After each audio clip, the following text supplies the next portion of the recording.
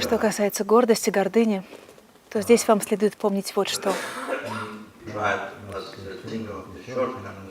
Вы должны подумать о недостатках гордыни.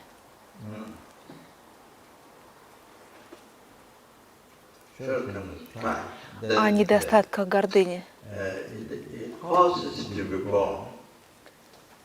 Из-за гордыни мы в следующей жизни родимся в услужении, то есть чьим-нибудь слугой, рабом, бедным человеком. Мы будем вынуждены служить другим в нашем будущем рождении. У нас будет меньше силы, плохая карма.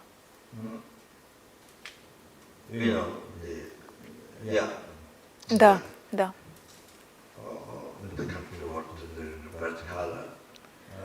Мы можем родиться не с тем цветом кожи в какой-то стране.